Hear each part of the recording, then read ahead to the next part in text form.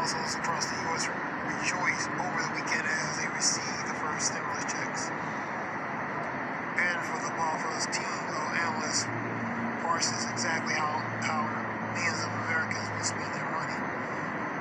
Will they buy washing machines and toasters, or dump it into the crypto GME? Bloomberg is out with a chilling report to alert Americans to the inevitable reality that President Biden is about to switch gears from spending to fundraising. Of course, we use that term loosely, despite the fact that Biden just shelled another 1.85 trillion to finance in a third round of stimulus checks, not to mention hundreds of billions in handouts with states, municipalities. His administration isn't raising money to pay for that. Instead, they're looking to finance the Democratic New Deal. More information on that, www.zerohedge.com, www.zerohedge.com.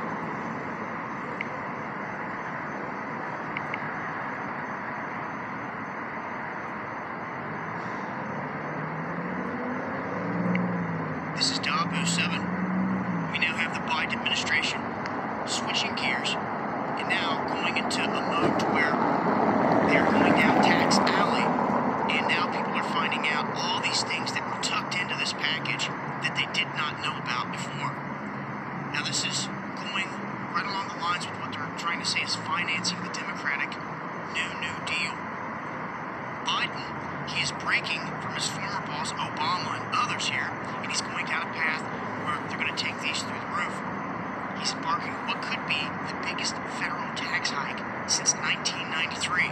And remember, the slogan's no new taxes. It's all these guys want to say when they're running, not going to raise anything on you. Well, in this instance, what we've come to find out, what was hidden inside of this whole thing, was that they indeed were going after the poor. And what they did do is they unleashed these new rules. They go after freelancers. People that could make up to $20,000 a year before it having to be reported through different jobs and different services. That has been lowered to $600. They're saying that they're going to make an extra $1 billion a year because of this one move. And this doesn't go after the wealthy. This doesn't go after people making over $400,000 a year. This goes after the people at the lowest rung on the totem pole. And it's going to continue. There's a whole lot of pork, or whatever they want to call it, stuffed into this. This should have never been in there. I'm going to go over this a little bit more on the next live stream. Make sure to join me. Going live this Wednesday and Friday, 9 p.m. Eastern. You'll find links below. Hope to see you guys there. Much love. All praise to Yahweh, Ba'ashem, Yahushai, Ba'ashem, Rakah Kadash. Double honors to the elders and apostles for their education and knowledge. Kahal Yahweh, Ba'ashem, Yahushai, Ba'ashem, Rakah Kadash. And give all praise again to Yahweh, Ba'ashem, Yahushai, Ba'ashem, Rakah Kadash. That relates to increasing taxes, infrastructure, and freelancers punished. Relating to the stimulus checks, third round, 1.85 trillion. Zerohedge.com, zerohedge.com for more information relating to that article.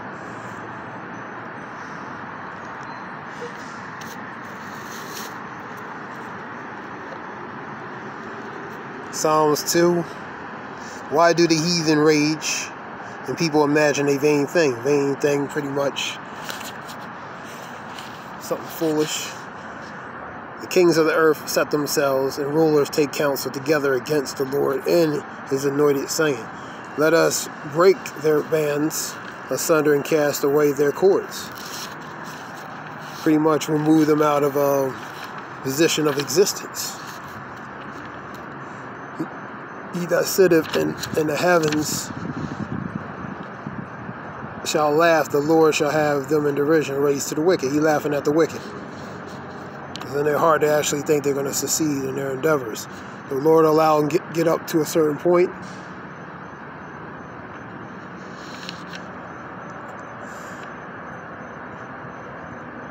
Then shall he speak unto them in his wrath, and vex them with sore displeasure, judgment. We'll go 7 and 11. God judgeth the righteous. Psalm 7 and 11, God judgeth the righteous. And God is angry with the wicked every day. He hates the wicked, man. The Lord is actually angry and hates the ways of this kingdom, man. So he's angry at the wicked every day.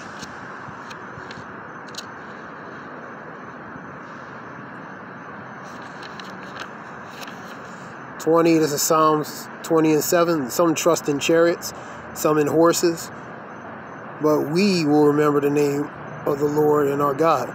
Chariots and horses, powerful, but they don't have the power of DAHBOO77. Go to Isaiah 30, 31. Trusted in Egypt, pretty much. That becomes a shame and a confusion, man. And they are brought down low, fallen, but we are risen and stand aright, say the Lord. Let the King hear us when we call.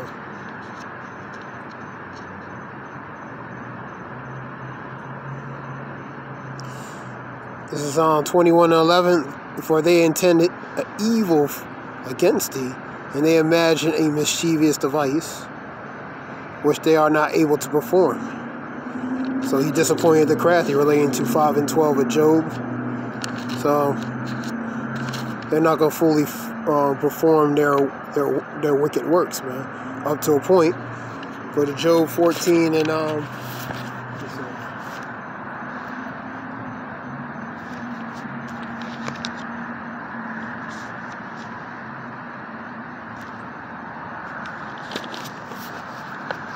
Job 14 and 5. Seeing his days are determined, the number of his months are with thee, and thou hast appointed his bounds that he cannot pass. So there's a time limit to the power and rulership of the wicked, man. But Psalms 49 and 11.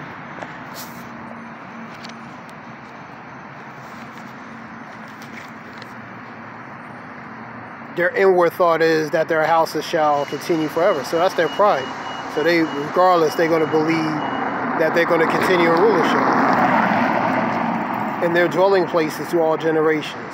They call their lands after their own names. Because when they conquer something, they name it after themselves, man. And that's what they have done historically.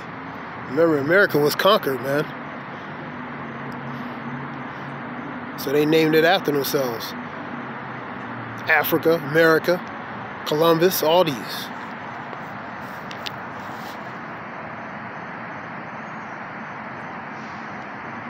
At the expense of certain people, man. Psalms 55 and 21.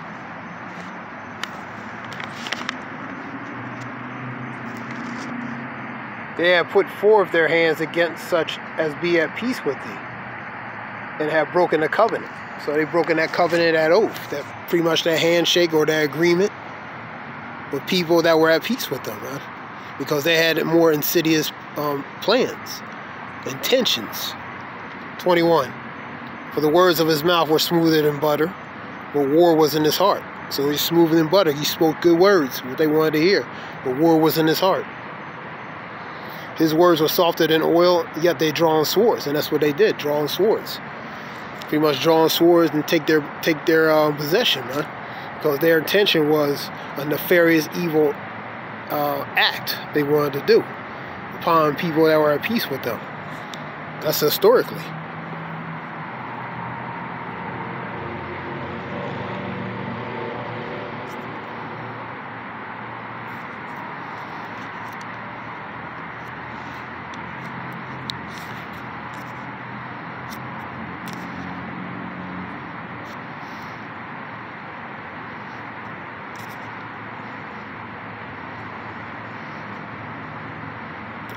Deliver my soul. This is Psalms 120 and 2. Deliver my soul, Lord, from the lying lips and from a deceitful tongue. That's the wicked, man.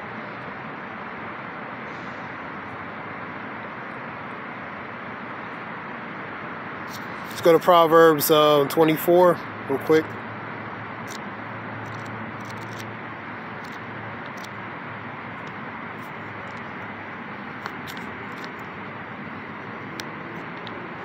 Proverbs 24:2.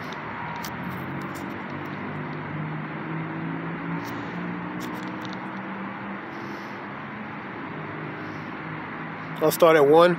Be not envious against evil men, neither desire to be with them, because they eventually have an end, man. In 16:4 Proverbs, let me get it.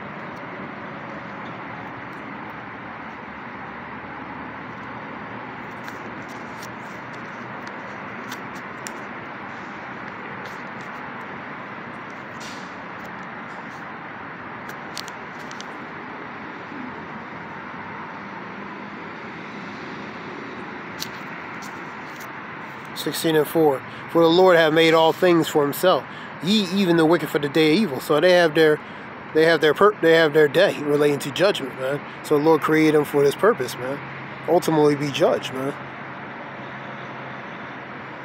24, let's go back to 24:2.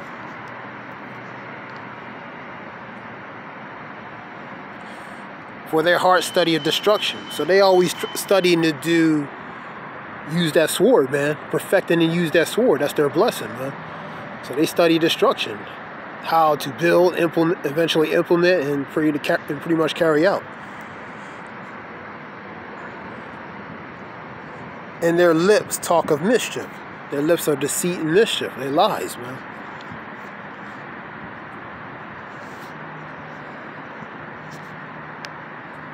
There's a verse that talks about they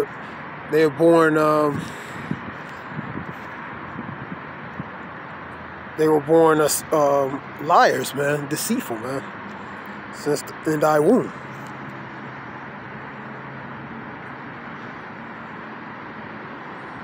Let's go to Isaiah 30.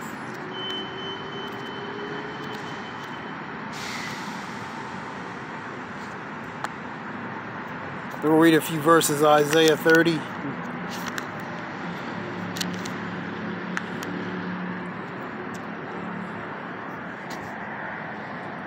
Woe to the rebellious children, saith the Lord, that taketh counsel, but not of me, that cover with their covering, but not of my spirit, that they may add sin to sin, and they walk and go down to Egypt, and have not asked my mouth, to strengthen themselves in the strength of Pharaoh, and to trust in the shadow of Egypt. That means back then and all the way today, man.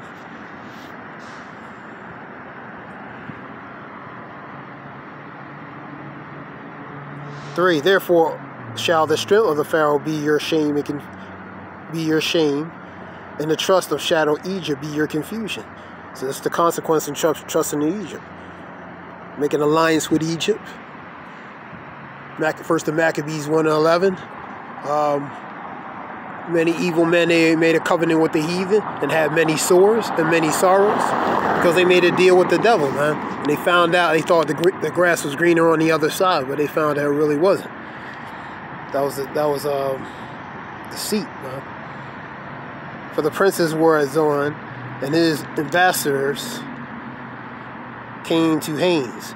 They were all ashamed of my people, of a people that could not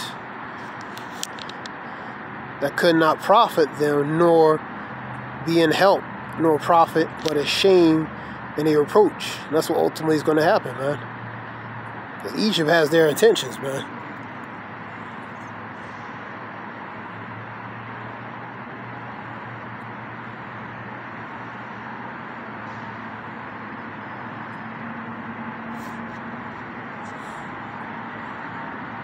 For the Egyptians shall hope in vain, to no purpose. Therefore I have cried concerning this. Their strength is to sit still. Now go, write it before them in a table, and note it in a book, that it may be for the time to come forever and ever. This is a rebellious people, a lying children. That relates to Israel, and children that will not hear the law of Yahweh, man. Isaiah, man.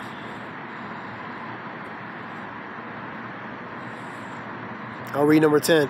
Which say to the seers, see not, and to the prophets, prophesy us not right things, speak us smooth things, prophesy deceit.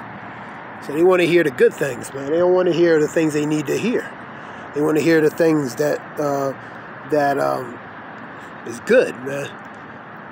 So they don't want the prophets speaking about the truth and knowledge and coming back to the Lord and doing His commandments. They don't want to hear that. They want to hear other things.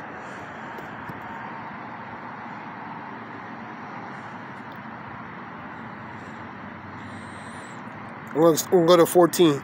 Get you out of the way, turn aside out of the path, cause the Holy One of Israel to cease from before us. Wherefore thus such the Holy One of Israel, because he despised the word and trust in oppression. They trust in oppression.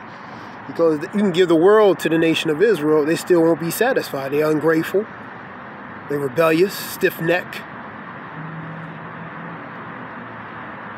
The Lord give them anything they want, but they rebelled, man. They still complain.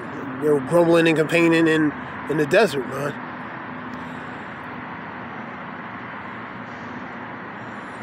And trust in oppression and perverseness and stay thereon. Therefore, this iniquity shall be to you a breach. Breach is something that's broken, compromised, ready to fall, swelling out in a high wall whose breaking cometh suddenly of an instant. So it's going to happen pretty much when you least expect it. 14. And ye shall break it as a breaking of the potter's vessel, that is broken in pieces. And he shall not spare, so that shall not be found in the bursting of the sherd, to take fire from the hearth, or to take water withal out the pit. I'm going to read a few verses in 31. 31 and 30 relates to that alliance with Egypt, man. Woe unto them that go down to Egypt for help, and stay on horses, and trust in chariots, because they are many, and in horsemen, because they are very strong. And they look into the Holy One of Israel, neither seek the Lord. Egypt strong, but the horses of flesh, the chariots of flesh, and of men. So they're carnal. So their power is limited. 2. Yet he also is wise and will bring evil and will not call back his words, but will arise against the house of the evildoers and against the help of them that work iniquity, the wicked. Now the Egyptians are men and not God, and their horses of flesh and not spirit. When the Lord shall stretch out his hand, both he that helpeth shall fall, and he that is hoping shall fall down. And they all shall fall together. So you trust in the Egypt, you're going to fall with them. You know what I mean? Number 4. Now the Egyptians are men and not... I read that. Okay, number 4. Shalakia. For this have the Lord spoken into me, like as a multitude of shepherds is called upon against him, and he will not be afraid of the voice, nor abase himself down to the fountain, the fight of Mount Zion and the hill thereof.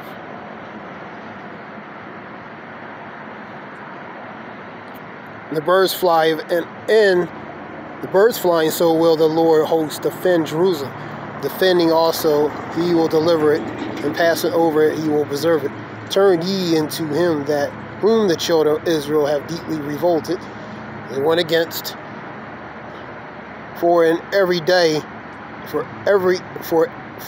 that day every man shall cast away his idols of silver and his idols of gold, which your own hands have made you into sin. That's what that relates to idolatry.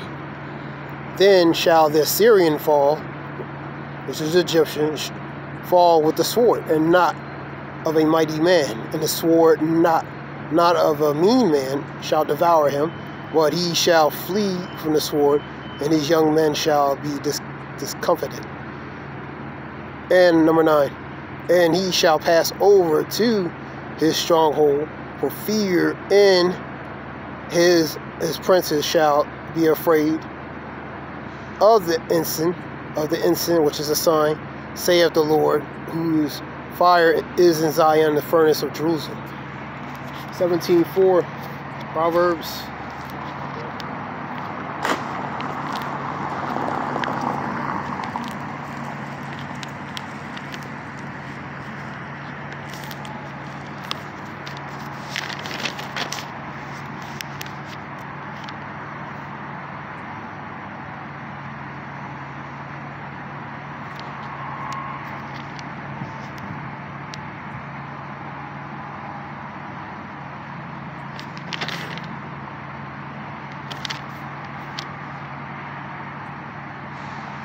19 and 5, Shalakia.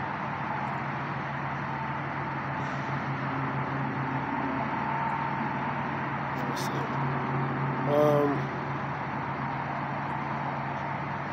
No, let me see. It's not 19 and 5.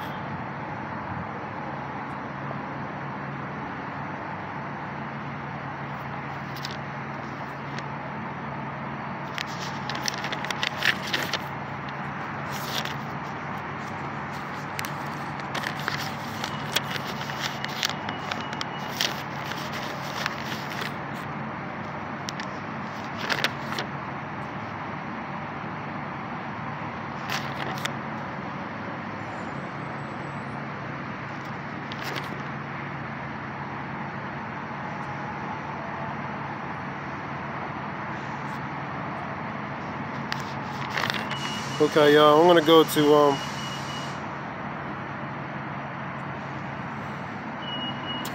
go to First of Maccabees. I'll end it on that. Shalakia.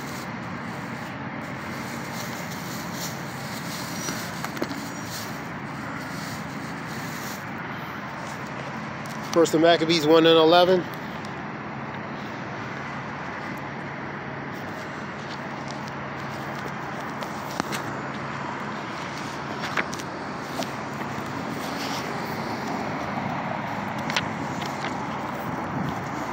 First of Maccabees 1 and 11.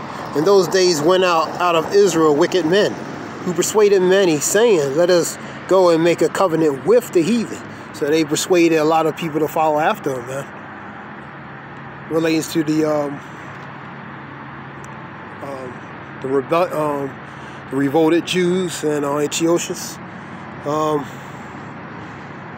Read it again. In those days went there out of Israel wicked men, and persuaded many, saying, let us go and make a covenant with the heathen that are round about us.